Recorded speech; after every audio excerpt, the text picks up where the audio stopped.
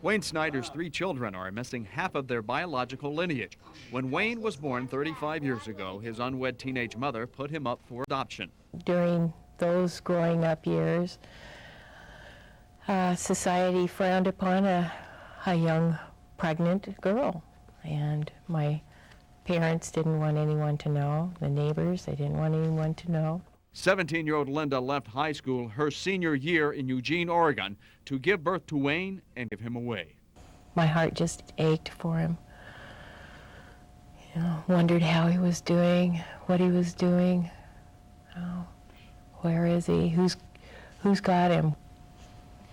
I wanted to be there with him. I wanted to be his mother. Wain was adopted by a couple who later settled in West Tennessee. From age 7, he's known about the adoption. When he reached his mid-20s, he wanted to know more.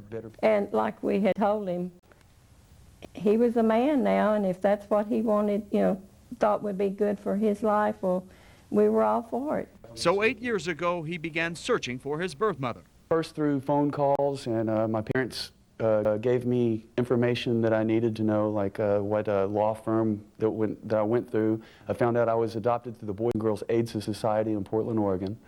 And I contacted them, and at that point in time, I got unidentifying information, which was just a first name, no last name to go by. But earlier this year, there was a breakthrough when the U.S. Supreme Court opened birth records. Wain was able to obtain his birth certificate. At that point, I downloaded some information on a computer.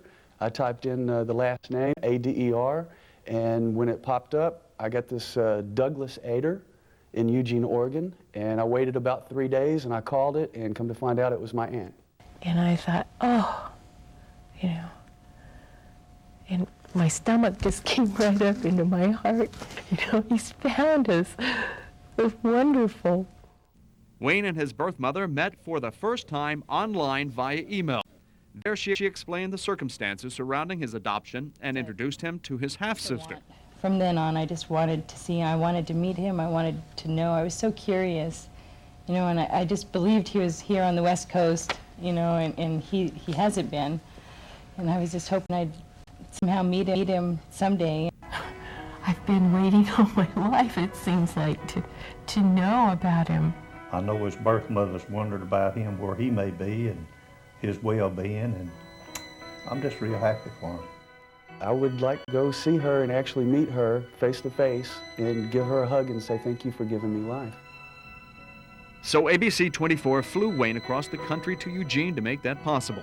Linda showed her son the home she lived in when Wain was born, the high school she was forced to drop out of when she became pregnant, and introduced Wain to his previously unknown family, all with the blessings of his adopted family. I could not have asked for better parents or better people to raise me. I didn't go on this search looking for a mother or a father, because I've got the best mom and dad in the world. He's such a warm person and loving, and it's like he accepted me with open arms, and he's really somebody that I can really be proud of.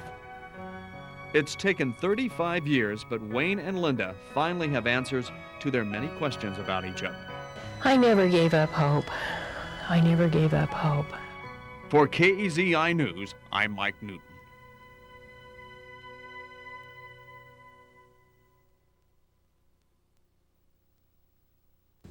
Well, hopefully you had a chance to see the Barbara Walters special on adoption tonight. We thought it was a great time to take a look at Oregon's new adoption law. For almost a year now, people 21 years of age and older have been allowed to get a copy of their birth certificate in Oregon. For some, that has meant great joy. For others, great sorrow. And this one, I think, shows how our eyes are a lot alike, our smile. He's got that little crick in his lip like I do right there. Wain Snyder looks just like Linda Monin, and he should. Linda is his mother. She gave him up for adoption when she was just 17. My heart broke because, this baby was mine. I was carrying it, and my parents didn't want me to keep it. It has haunted her ever since. She moved on with her life, got married, had a daughter named Deanna. When Deanna was 13, her mother finally told her about her brother. I thought I was an only child. That was the way I was being raised, but somewhere I felt inside me that there was someone else out there. I used to ask her, did you give Did you adopt me? Little did they know, in Memphis, Tennessee, little Wain Snyder was having the same feelings of longing. Wayne had a happy childhood and was raised by loving parents, but he wanted to know his birth mother. He searched for 8 years. It wasn't until the U.S. Supreme Court opened birth records in Oregon that he was able to get a copy of his birth certificate. At that point, I downloaded some information on a computer. I typed in the last name, A-D-E-R, and when it popped up, I got this Douglas Ader in Eugene, Oregon, and I waited about 3 days, and I called it, and come to find out it was my aunt. When they told me that she had talked to him, I said, "Oh, really?" I was really excited. I said, "Find out how I can get a hold of him."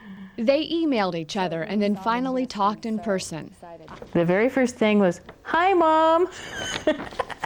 Really? And what did you say? I said, "Wayne?" He says, "Yes, this is me." Even more exciting was when they finally met in person. Wayne flew to Eugene. All of us were crying. All of us were crying. He was the first one off the plane. He come running up and picked me up and swung me around. And, yeah. Skydiving. Now Linda is marveling at how her son turned out, and her eyes showed just how proud she is. My life is just complete now. I don't feel like I want or need anything else. Well, we also talked to people who work closely with adoptions, and they tell us that things really haven't changed since Measure 58 passed. We haven't seen an increase in adoptions or really a decrease.